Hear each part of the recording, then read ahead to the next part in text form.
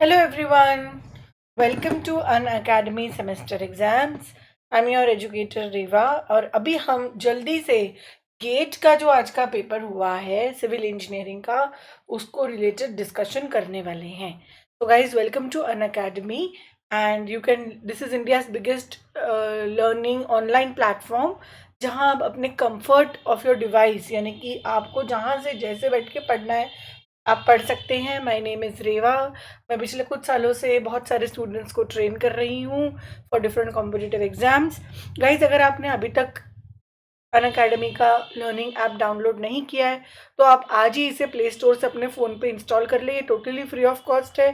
इसमें आपको मिलेंगी free of cost daily live classes, then free live tests and quizzes, free structured courses and unlimited access आपको मिलेगा. ठीक है. Then when you go for this iconic subscription, दो तरह के सब्सक्रिप्शन है हमारे पास, एक प्लस और एक आइकॉनिक.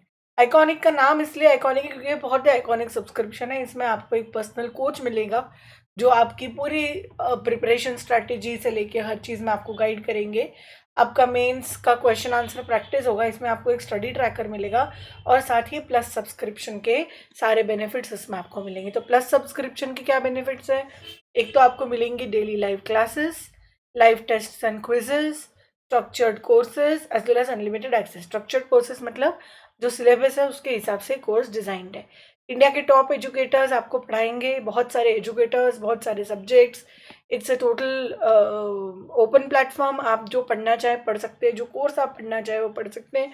गाइज, अगर आप प्लस सब्सक्रिप्शन लेना चाहते हैं तो आई सजेस्ट यू कि 12 महीने से कम का सब्सक्रिप्शन मत लीजिए. उससे आपको कोई फ़ायदा ज़्यादा नहीं होगा. एटलीस्ट इतना टाइम तो देना ही पड़ता है तैयारी के लिए और फाइनेंशियली फिजिबल भी सबसे बेस्ट यही है.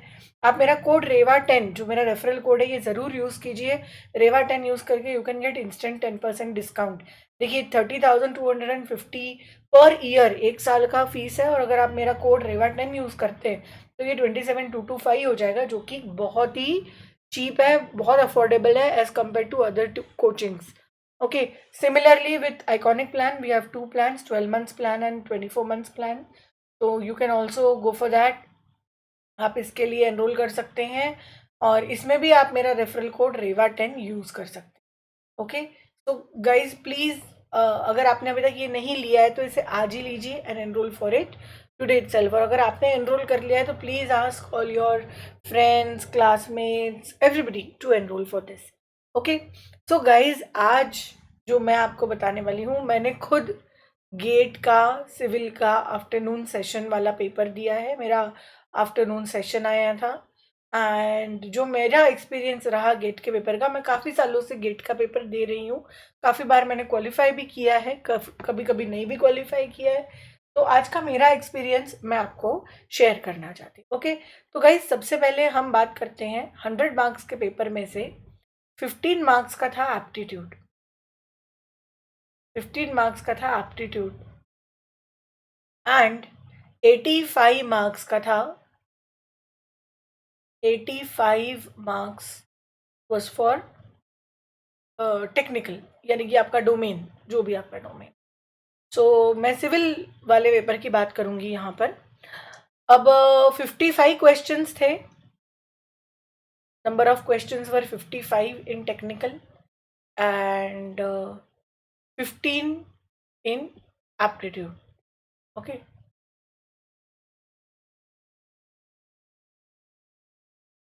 Okay, some 2 marks question, some 1 marks question, इस तरह से कुछ 2 मार्क के थे, कुछ 1 mark, sorry 10 question in aptitude थे शायद.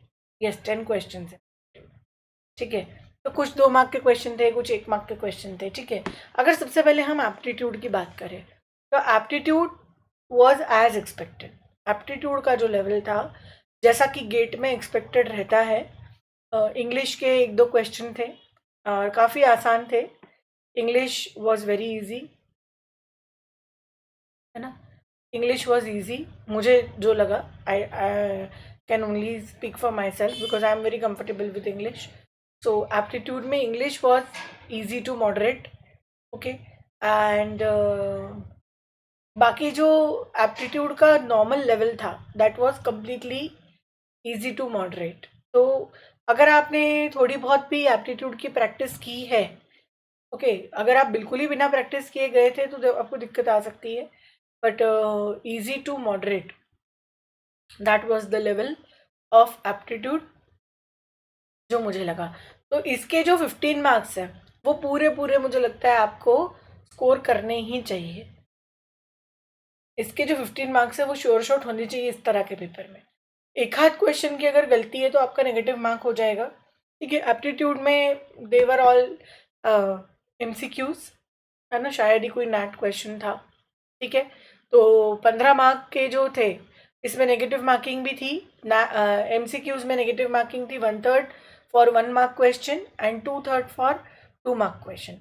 MSQ और नैट में कोई नेगेटिव मार्किंग नहीं थी, नैट में कभी नेगेटिव मार्किंग होती ही नहीं है गेट में, ठीक है। तो एप्टीट्यूड की अगर हम बात करें तो इजी टू मॉडरेट था। और if you are targeting GATE 2022 या गेट 2023 तो आई सजेस्ट यू कि थोड़ी थोड़ी एप्टीट्यूड की रोज़ प्रैक्टिस करें, 10 से 15 मिनट।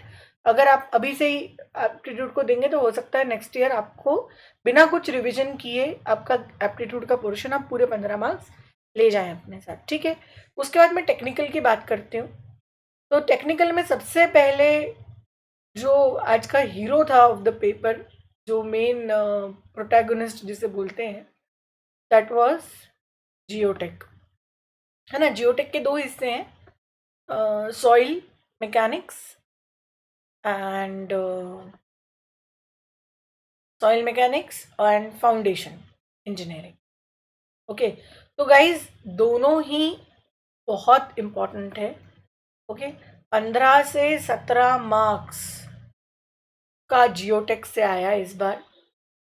क्वेश्चन भी मैं बोलूँगी कि बहुत टफ नहीं थे। एक आध क्वेश्चन आपको ऐसा लग सकता है जो टफ था। फाउंडेशन IIT बॉम्बे ने पहले ही बोल दिया था अपने सिलेबस में कि they are adding pile foundation. तो पाइल फाउंडेशन के तो क्वेश्चन थे ही थे, साथ ही कंसोलिडेशन के थे, सॉइल क्लासिफिकेशन से थे, प्रॉपर्टीज ऑफ सॉइल इंडेक्स से थे। एक क्वेश्चन मुझे याद है उसमें liquid limit, plastic limit, water content और ये सब दिया हुआ था, और हमसे टफनेस इंडेक्स और प्लास्टिसिटी इंडेक्स ऐसा पूछा था, ठीक है। फ्लो इंडेक्स भी दिया हुआ था। तो बहुत ही बेसिक फार्मूला बेस्ड क्वेश्चन भी काफ़ी सारे थे। The only thing they want to check is आपने पढ़ा है या नहीं। अब जैसे जब हम पढ़ते हैं तो हम जनरली टफनेस इंडेक्स या इस टाइप की चीज़ों को बहुत इंपॉर्टेंस नहीं देते हैं। एक क्वेश्चन मुझे याद है आया था कि MH अगर कोई सॉइल है तो उसका क्या क्लासिफिकेशन होगा, है ना। तो हाई प्लास्टिसिटी एंड सिल्ट, इसके लिए आप मेरे जो यूट्यूब लाइव मैंने लिए हैं पिछले कुछ टाइम से इसी चैनल पे, वो आप रेफर कर सकते हो, उसमें मैंने ये सब पढ़ाया है, ठीक है। तो सॉइल मैकेनिक्स और फाउंडेशन दोनों से ही क्वेश्चन थे, और नैट टाइप के क्वेश्चन बहुत सारे थे। और जैसा कि हर बार आता है, कुछ केस बन के आता है, some soil is given, some sample is given, इस तरह का बहुत था। तो यहाँ पर देयर वॉज नो सरप्राइज, कोई सरप्राइज एलिमेंट नहीं है, क्योंकि पिछले कुछ सालों से जियोटेक आ ही रहा है, बहुत बहुत ज़्यादा आ रहा है। हाँ, नेक्स्ट मैं बात करूँगी WRE और FM की, ओके गाइज, है ना। देखिए WRE और FM ये अपने आप में अब इम्पोर्टेंस गेन करते जा रहे हैं समय के साथ। Every year you can see little bit weightage has been increased, ठीक है। और FM में स्पेशली ओपन चैनल की मैं बात करूँ, बड़े ही कॉन्सेप्चुअल क्वेश्चन भी दिखे मुझे। जैसे मुझे एक क्वेश्चन मैंने देखा, मुझे बहुत अच्छा लगा। उसमें एक स्टील का रॉड था, उसके ऊपर एक सिलेंड्रिकल कंटेनर था, और ये पूछा गया था, ये यहाँ से फिक्स था ये रॉड, ठीक है।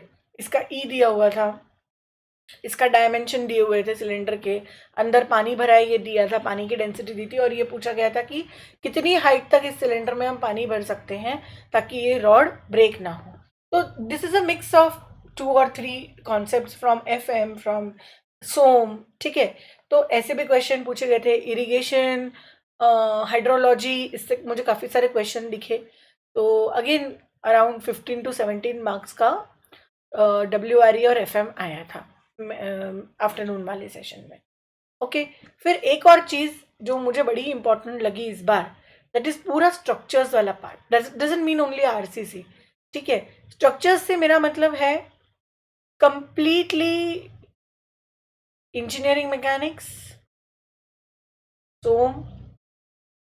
टॉस के भी मुझे क्वेश्चन दिखे, देखिए बहुत ही प्यारा सा क्वेश्चन था, उसमें प्रॉप्ट कैंटिलीवर बीम थी इस तरह से, बीच में उसमें हिंज था, ऐसी प्रॉप्ट कैंटिलीवर बीम थी, और यहाँ पे रोलर सपोर्ट था जो मुझे याद है, और पूरा यूडीएल दिया हुआ था इसमें, पूरे बीम में यूडीएल है, कुछ वैल्यूज नहीं दी थी, डब्ल्यू यूडीएल एल लेंथ ऐसा दिया हुआ था, और हमें यहाँ पे वर्टिकल रिएक्शन निकालनी थी फिक्स्ड सपोर्ट पे। इस तरह के कॉन्सेप्चुअल क्वेश्चन, एक मुझे याद है क्वेश्चन था जिसमें एक पोर्टल फ्रेम दी थी एक तरफ से, और ऐसे फिक्स सपोर्ट था, और यहाँ पर डब्ल्यू यूडीएल का लोडिंग था, ये लेंथ एल थी, ये एल 2L थी, और ये फिक्स्ड एंड था, और नॉर्मल जो सब दिया रहता है कि ये वाला पार्ट रिजिड है, ये वो सब था। तो इसमें हमें इस पे लगने वाला वर्टिकल रिएक्शन निकालना था। तो इस तरह से engineering mechanics, SOM, TOS and RCC, और स्टील का प्लास्टिक एनालिसिस का भी एक क्वेश्चन, ठीक है, प्लस स्टील, ये सब मिला के भी अराउंड 12 to 15 मार्क्स का वेटेज था, है ना। तो बीच के कुछ पेपर्स में अगर आप देखेंगे 2017-18 वगैरह में थोड़ा सा स्ट्रक्चर्स का वेटेज कम होता हुआ नजर आया था, पर अभी लास्ट ईयर दिस ईयर ये वेटेज बढ़ता जा रहा है, तो it is on the go, it is on the trend, है ना। तो अगर आप नेक्स्ट ईयर गेट टारगेट कर रहे हैं तो आपको ये पढ़ना ही है स्ट्रक्चर अच्छे से, ओके। देन इसके अलावा मैं बात करती हूँ नेक्स्ट, मतलब 3 टॉपिक्स मैंने हायरकी से बता रही हूँ आपको। नेक्स्ट 4th नंबर पे मैं रखूँगी एनवायरनमेंट, ओके। साथ ही 4th और 5th या आपस में कह लीजिए कंपटीशन हो गया इनका मैथ्स, है ना। तो मैं पहले एनवायरनमेंट की बात करूँ तो एनवायरनमेंट में 2 क्वेश्चन मुझे एयर पोल्यूशन से दिखे, और एयर पोल्यूशन इस बार सिलेबस में ऐड हुआ था तो जाहिर सी बात है क्वेश्चन आना ही था उसमें से, but straight forward knowledge based question जो आईआईटी बॉम्बे की खासियत है, तो कुछ इसमें टफ क्वेश्चंस भी थे नेट टाइप के, जिसमें कि सीवेज वाले पोर्शन से थे, वाटर ट्रीटमेंट वाले, सीवेज ट्रीटमेंट वाले पोर्शन से थे, कुछ वाटर ट्रीटमेंट वाले पोर्शन से थे, काफ़ी सारे मुझे 2 मार्क के नेट के क्वेश्चन इसके दिख रहे थे, और इट इज़ वेरी सिंपल, अगर आपने पढ़ा है तो ही आप इन्हें अटेम्प्ट कर पाएंगे, अदरवाइज आप नहीं कर पाएंगे। पूरा एक एक्टिवेटेड स्लज प्रोसेस का पूरा प्रोसेस दिया हुआ था, उसमें उन्होंने कुछ क्वेश्चन पूछा था, ऐसे उन्होंने पूछा था, काफ़ी कॉन्सेप्चुअल क्वेश्चन भी थे, ठीक है। फिर मैं बात करती हूँ मैथ्स की। देखिए maths has gained more and more importance in these coming years, it is again on the trend. तो जैसा कि स्ट्रक्चर्स, वैसे ही मैथ्स भी आपको बहुत पढ़ना पड़ेगा। मैथ्स में डिफरेंशियल इक्वेशन से क्वेश्चन थे, कैलकुलस से थे, एक मैट्रिक्स दी थी उसकी रैंक निकालनी थी, इस तरह से बड़े सारे क्वेश्चन मैथ्स के आए थे। न्यूमेरिकल मेथड्स से थे, ट्रेपेजॉइडल रूल का क्वेश्चन आया था, इस तरह से काफ़ी सारे क्वेश्चन मैथ्स के थे। तो मैथ्स भी 10 से 15 मार्क, 10 से 13 मार्क का आया था शायद, और मैथ्स भी अब बहुत ट्रेंड में आ गया है, आपको मैथ्स पढ़ना बहुत ज़रूरी हो गया है, ठीक है। तो maths is also very important, आपको पढ़ना ही पड़ेगा, और इजी था, काफ़ी इजी था, मतलब अगर आपने पूरे साल तैयारी की है, अगर आप एकदम ही ब्लैंक है, आप एक दिन पहले ही सिर्फ थोड़ा सा रिवाइज करके गए तो मुश्किल लगेगा, बट अगर आपने तैयारी की तो क्वेश्चन काफ़ी इजी थे मैथ्स के। फिर मैं ट्रांसपोर्टेशन पे आती हूँ।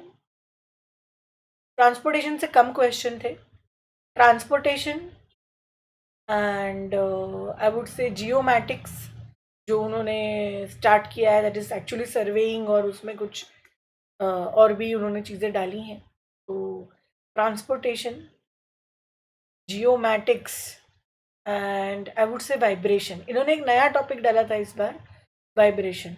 तो वाइब्रेशन से उम्मीद से ज़्यादा क्वेश्चन आए, है ना। 2-3 क्वेश्चन मुझे दिखे वाइब्रेशन के, और मैं पढ़ के नहीं गई थी वाइब्रेशन, पर मुझे ऐसा लगता है देख के कि काफ़ी आसान थे, थोड़ा बहुत भी अगर आप पढ़ते हैं यू कैन ईजिली अटेम्प्ट। तो इन तीनों का वेटेज मुझे थोड़ा बहुत एक जैसा लगा, ट्रांसपोर्टेशन थोड़ा ज़्यादा था, जियोमेट्रिक्स के क्वेश्चन काफ़ी टफ आए थे, मैं बोलूँगी काफ़ी डिफिकल्ट थे, काफ़ी कॉन्सेप्चुअल थे, डायरेक्ट कोई क्वेश्चन नहीं था, सब इनडायरेक्ट और थोड़े घुमा फिरा के थे, काफ़ी डिफिकल्ट थे। ट्रांसपोर्टेशन के बहुत सारे क्वेश्चन डायरेक्ट ही थे, और ट्रांसपोर्टेशन से वैसे ही बहुत टफ क्वेश्चन नहीं आते हैं, इजी ही क्वेश्चन आते हैं, काफ़ी डायरेक्ट क्वेश्चन ही थे, वाइब्रेशन के मैं कमेंट नहीं कर सकती बट हाँ थे। और एक और चीज़ जो बड़ी ही इंटरेस्टिंग थी, चैलेंजिंग थी, वो थी प्रोजेक्ट मैनेजमेंट के क्वेश्चन। प्रोजेक्ट मैनेजमेंट के क्वेश्चंस बहुत ही चैलेंजिंग थे, मतलब चैलेंजिंग इन द सेंस आपको करने में बहुत मज़ा आएगा ऐसे क्वेश्चन थे। ठीक है, एकदम से डायरेक्ट कुछ भी नहीं पूछा था। And there was no match the columns in this paper, इस पेपर में कोई मैच द कॉलम्स नहीं था। अच्छा, अब अगर पैटर्न की बात करें, ये तो सब्जेक्ट्स हो गए सारे के सारे। अब अगर पैटर्न की बात करें तो पैटर्न में मैं ये बोलूँगी कि सबसे ज़्यादा जो गेट स्ट्रेस कर रहा है वो है नैट। सबसे ज़्यादा GATE is stressing on NAT, because option वाले क्वेश्चन में क्या होता है, व्हाट हैपेंस इन एमसीक्यूज, आपको ऑप्शन दे दिए जाते हैं तो ऑप्शन को देख के लोग बहुत अंदाज़ा लगा लेते हैं। अच्छा, ये ऐसा किया है तो इसका मतलब इसमें पाए लग रहा होगा, इसमें ये आ रहा होगा, वो आ रहा होगा, but NAT it actually checks your domain knowledge, है ना। ये आपका डोमेन नॉलेज चेक करता है नैट। तो NAT is very conceptual. It is a very good way to actually check your aptitude for the subject, to actually check how much you have studied. बहुत अच्छा तरीका है, पूरा ओपन होता है और उसमें वो बहुत अच्छे से बताते हैं कि round it off to the nearest integer.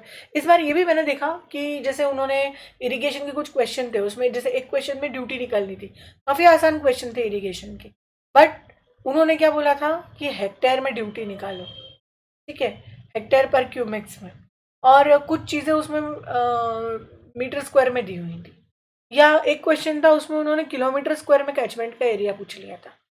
तो जो पढ़ने वाला है वो जल्दी जल्दी में अगर मीटर स्क्वायर में निकाल ले और वो आंसर दे दे तो वो गलत हो जाएगा। लेकिन अगर ऑप्शन रहते तो ऑप्शन देख के आप समझ जाते कि यार मेरा तो कुछ और ही निकला है और ऑप्शन कुछ अजीब ही दिख रहे हैं, तो फिर आप ये गलती पकड़ पाते कि अच्छा गलती से मैं किलोमीटर स्क्वायर में निकाल रही हूँ या निकाल रहा हूँ, सॉरी मीटर स्क्वायर में निकाल रही हूँ निकाल रहा हूँ।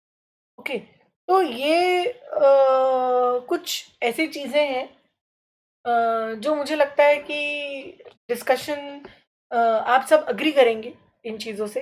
अच्छा, इस बार गेट ने मल्टीपल सिलेक्शन क्वेश्चन का भी रखा था, और उसमें ऐसा था कि अगर आपने सारे राइट ऑप्शन टिक किए और कोई भी रॉन्ग ऑप्शन टिक नहीं किया है तो ही आपको फुल मार्क्स मिलेंगे।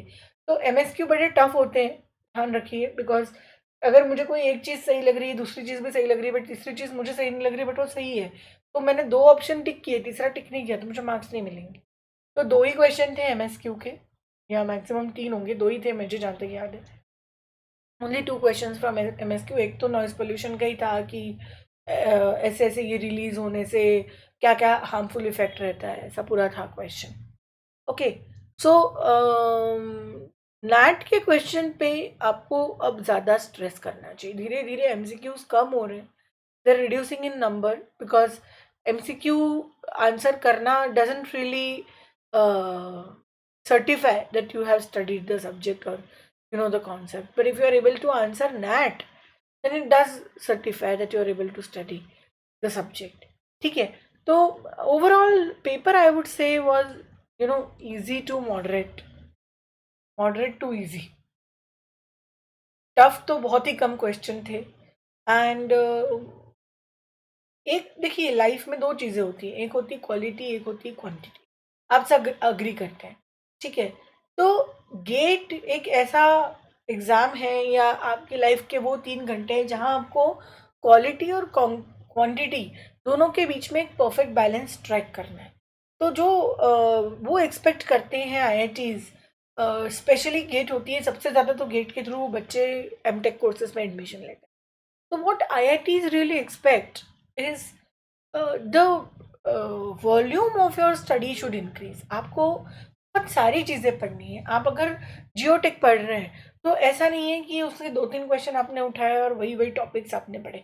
आपको अपना दायरा बहुत बढ़ाना है जियोटेक पढ़ने का। अगर आप कोई भी सब्जेक्ट पढ़ रहे हैं, एफएम पढ़ रहे हैं, तो आप फर्स्ट चैप्टर से लेके लास्ट चैप्टर तक जो भी है उसको अच्छे से याद करिए, है ना। फॉर्मूलों में जनरली लोग मार खाते हैं जब हम पढ़ते हैं। मैंने कई बार अपनी क्लासेस में भी स्टूडेंट्स को समझाया है कि जब हम पढ़ते हैं तो हमें बहुत आसान लगता है, और अब अगर आप वो पेपर उठा के सॉल्व करेंगे आपको लगेगा क्या था, ये तो बहुत ही आसान क्वेश्चन था।